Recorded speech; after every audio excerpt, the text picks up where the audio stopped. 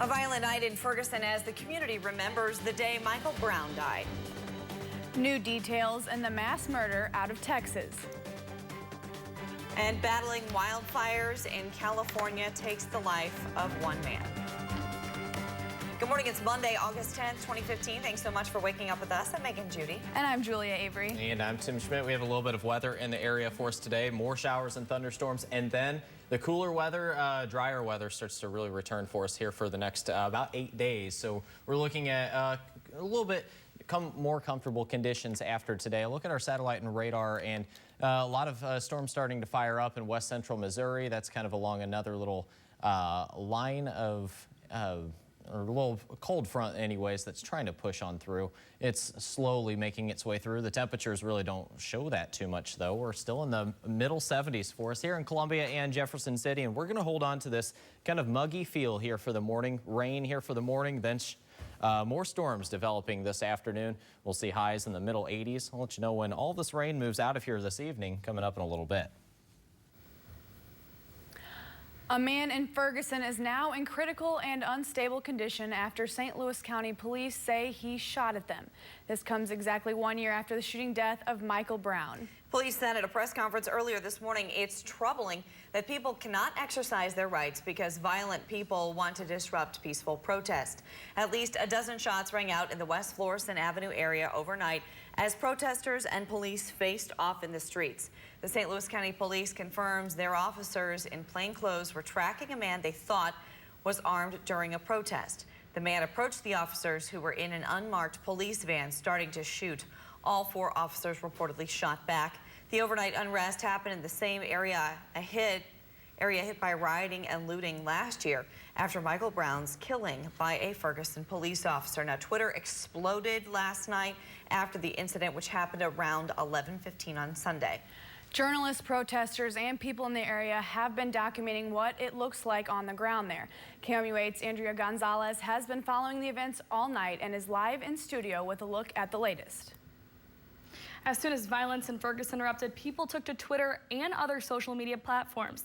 The St. Louis County Police Department first tweeted about the incident 5 hours ago, saying multiple shots fired in Ferguson. Please leave the area of Ferguson and West Florissant. The police then tweeted pictures saying a St. Louis County officer was involved in an officer-involved shooting after coming under gunfire, heavy gunfire that is, and they then tweeted shot about it's troubling that people can't exercise their rights because of violence. And another Twitter user, Chuck Modi, who appears to be in the area, tweeted this picture with the caption "West Florissant crime scene, cops, tanks." And at 3:45 a.m., August 10th. We scroll to his earlier pictures. It says, "Finally got back to my car after police cut off the road. Drummer boy amongst many tear-gassed down Canfield. Police still here in Canfield." That was 2 hours ago. So, and also locally, a deputy chief of police of the Columbia, Missouri, the Columbia Police Department says, "So fortunate to live in a country where police knowingly put themselves in harm's way to ensure people can exercise their rights." #Ferguson. KMU8 News will bring you the most recent information as it comes in. The woman accused of shooting and killing a Vermont social worker is due in court today.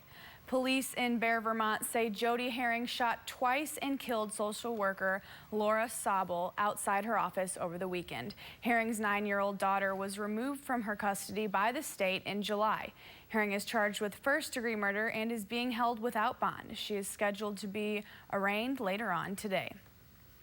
A memorial service and funeral will be held today for a firefighter who died battling a California wildfire.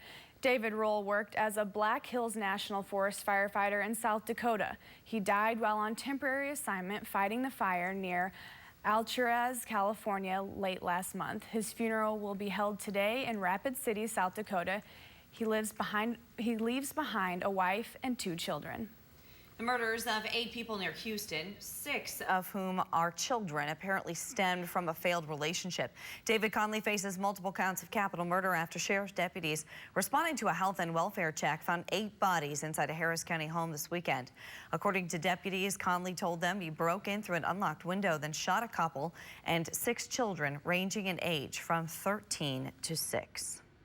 4 commercial flights reported seeing a drone near Newark Airport Sunday. That's all according to the Federal Aviation Administration. Officials say aircraft was about 3,000 feet high and spotted near the approach path of a runway.